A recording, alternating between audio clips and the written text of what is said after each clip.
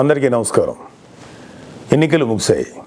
దాదాపు 82% ఓట్లు పోలయ్యాయి. ఇది ప్రజాస్వామ్యంలో మంచి పరిణామం. కానీ ఇదే సమయంలో ప్రజలందరూ చాలా అప్రమత్తంగా ఉండాలి. ఎందుకంటే పోలింగ్తోనే ఎలక్షనీరింగ్ పూర్తి కాలేదు, కౌంటింగ్ కూడా ఉంది. ఓటమి కళ్ళ ముందు కనిపించడంతో వైసీపీ అసురగణం ఎంతటి అరాచకానికి ఒడిగొడుతుందో పల్నాడు, తాడిపత్రి, తిరుపతిలో చూసాం. సైకోపాత్ అనే మాట మనం వింటూ ఉంటాం. ఈ జగన్మోహన్ రెడ్డి కూడా ఆ కోవలోకి వస్తాడో లేదో తెలియదు, కానీ ఖచ్చితంగా అతను ఒక సోషియోపాత్. ప్రజలను కులాలుగా, వర్గాలుగా, పార్టీల వారీగా విడదీసి చిచ్చులు పెట్టి ఆనందించే రకం. అతనిలో ఆ మానసిక స్థితిని మొదట్లో ఎవరు గుర్తించలేకపోయారు. ఆ వ్యాధిని తన అసురగణానికి కూడా అంటించాడు. ఈ సోషియోపాత్ మానసిక స్థితి రోజు రోజుకి ముదిరిపోయింది. ఓటమి కనిపిస్తుండటంతో వైసీపీ ముఠాలు ఉన్మాదంతో ప్రజల ఇళ్ల మీద పడి అరాచకం సృష్టిస్తున్నాయి. మాచర్ల వైసీపీ ఎమ్మెల్యే సంబంధీకుల ఇళ్లలో పెట్రోల్ బాంబులు దొరికాయంటే ఫలితాలు వచ్చాక వీళ్ళు ఎంత రాక్షసత్వానికి తెగబడబోతున్నారో ప్రజలు గ్రహించాలి. తాడిపత్రిలో పోలీసులు కూడా తమను తాము రక్షించుకునేందుకు అగచాట్లు పడ్డారు. అంటే వైసీపీ ఎంతగా రెచ్చిపోతుందో అర్థం చేసుకోవాలి. వైసీపీకి ఓటు వేయలేదని తెలిసి ఇళ్లలో చొరబడి మహిళలను, పిల్లల్ని అందరినీ చావుగొట్టే పైశాచికత్వాన్ని పెంచింది ఎవరు? ఖచ్చితంగా ఈ జగన్మోహన్ రెడ్డి అనే చెప్పాలి. విశాఖపట్నంలోని కంచరపాలెంలో ఓ కుటుంబం కూటమి అభ్యర్థులకు ఓటు వేసిందని తెలిసి వైసీపీ గుండాలు ఆ ఇంట్లో మహిళలను, చదువుకుంటున్న పిల్లలపై దుర్మార్గంగా దాడి చేసింది. గర్భంతో పుట్టింటికి వచ్చిన మహిళపైన తీవ్రంగా దాడి చేశారు. అంటే వైసీపీ రాక్షసత్వం ఏ స్థాయిలో ఉందో తెలుసుకోండి. ఇలాంటివన్నీ తెలుసుకొని చిక్కటి చిరునవ్వులు చెందించే వ్యక్తిని ఏమనాలి? మహేష్ బాబు స్పైడర్ సినిమాలో విలన్ సూర్య గుర్తొస్తున్నాడు కదూ. ఉత్తరాంధ్ర నుంచి రాయలసీమ వరకు ఎన్నికల అనంతరం హింసను ప్రేరేపించడంలో వైసీపీ ఓటమి కనిపిస్తుంది. రాబోయే ఓటమిని కప్పిపుచ్చుకునేందుకే ఈ దాడులు చేస్తుంది. ఈవీఎంలు భద్రపరిచిన స్ట్రాంగ్ రూమ్స్ దగ్గర కూడా భద్రత పటిష్టంగా ఉంచాలి. అక్కడ సెంట్రల్ గవర్నమెంట్ వారిది 3 ఇంచుల సెక్యూరిటీ ఉంది. అయినా కూడా అక్కడ మన కూటమి పార్టీల ప్రతినిధులు నిరంతరం పహరా ఉండాలి. ముఖ్యంగా మన జన సైనికులకి, వీర మహిళలకి నా అభ్యర్థన ఏంటంటే, ఎక్కడైతే జనసేన పోటీ చేసిన ప్రాంతాల్లోని ఈవీఎంస్ భద్రపరిచిన స్ట్రాంగ్ రూమ్స్ ఉన్నాయో అక్కడ మన జన సైనికులు వాలంటీరింగ్ చేసి కాపులాగా కూర్చోవాలి. ఈ అవకాశాన్ని ముఖ్యంగా మనం వదులుకోవద్దు, వాడుకుందాం.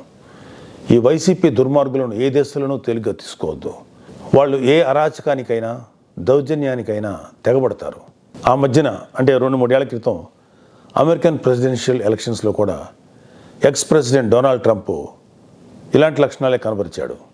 ఎన్నికల్లో ఓడిపోతున్నాను అని తెలిసాక కూడా నేనే గెలుస్తున్నాను, గతం కంటే గట్టిగా ఓట్లు వచ్చాయని ప్రచారం మొదలెట్టాడు. ఫలితాలు వచ్చాక కూడా నానా యాగి చేసి కుర్చీ వదలంటే వదలని అలాగే భీష్మించి కూర్చుంటే వైట్ హౌస్ నుంచి పంపేశారు. దాదాపు ఇలాంటి లక్షణాలే మన ఆపద్ధర్మ ముఖ్యమంత్రి జగన్మోహన్ రెడ్డి కూడా ప్రదర్శిస్తున్నాడు. అందుకే మొన్నటికి మొన్న ఐపాక్ మీటింగ్లో కూడా తన పార్టీ గెలుస్తుందని గొప్పలు చెప్పాడు. అతని మానసిక స్థితిని వంట పట్టించుకున్న ఉత్తరాంధ్ర నాయకుడు ప్రమాణ స్వీకార ముహూర్తం, విశాఖలో స్థలం అన్నీ ప్రకటించేశాడు. జూన్ 4 తర్వాత వీళ్ళందరినీ విశాఖలో ఉన్న ఆ ఆసుపత్రిలో చేర్చాల్సిందే. ట్రంప్ లాగే జగన్ కూడా కుర్చీ వదులుకోవడానికి ఇష్టపడ్డాం. తన ఉన్మాద బృందంతో రాష్ట్ర వ్యాప్తంగా దాడులు, హింసకు తెగబడే ప్రమాదం లేకపోలేదు. దీనిపై కేంద్ర ప్రభుత్వానికి ఖచ్చితమైన సమాచారం ఉంది. అందుకే వచ్చే నెల 15వ తేదీ వరకు కేంద్ర బలగాలను మోహరించాలని చెప్పింది. మన వంతుగా కౌంటింగ్ ముగిసే వరకు కౌంటింగ్ కేంద్రాల దగ్గర, పార్టీ కార్యాలయాల దగ్గర కూటమి శ్రేణులు అప్రమత్తంగా ఉంటూ ప్రతి కూటమి కార్యకర్త ఈ కేంద్రాలను పర్యవేక్షిస్తూ ఉండాలి. ఆంధ్రప్రదేశ్ రాష్ట్రం ఈ అరాచక శక్తుల చేతుల నుంచి అభివృద్ధి సాధకుల చేతిలోకి మారే సమయం దగ్గరలోనే ఉంది. అందరం ఆ శుభగడి కోసం వేచి చూద్దాం. జై జనసేన, జై హింద్. అందరికీ నమస్కారం. ఎన్నికలు ముగిశాయి. దాదాపు 82% ఓట్లు పోలయ్యాయి. ఇది ప్రజాస్వామ్యంలో మంచి పరిణామం. కానీ ఇదే సమయంలో ప్రజలందరూ చాలా అప్రమత్తంగా ఉండాలి. ఎందుకంటే పోలింగ్తోనే ఎలక్షనీరింగ్ పూర్తి కాలేదు, కౌంటింగ్ కూడా ఉంది.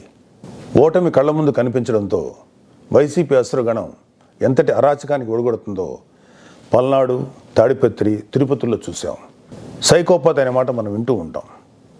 ఈ జగన్మోహన్ రెడ్డి కూడా ఆ కోవలోకి వస్తాడో లేదో తెలియదు, కానీ ఖచ్చితంగా అతను ఒక సోషియోపాత్. ప్రజలను కులాలుగా, వర్గాలుగా, పార్టీల వారీగా విడదీసి చిచ్చులు పెట్టి ఆనందించే రకం.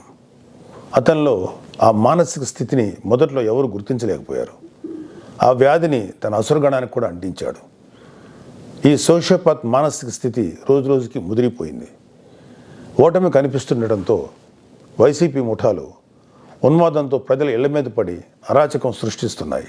మాచర్ల వైసీపీ ఎమ్మెల్యే సంబంధీకుల ఇళ్లలో పెట్రోల్ బాంబులు దొరికాయంటే ఫలితాలు వచ్చాక వీళ్ళు ఎంత రాక్షసత్వానికి తెగబడబోతున్నారో ప్రజలు గ్రహించాలి. తాడిపత్రిలో పోలీసులు కూడా తమను తాము రక్షించుకునేందుకు అగచాట్లు పడ్డారు.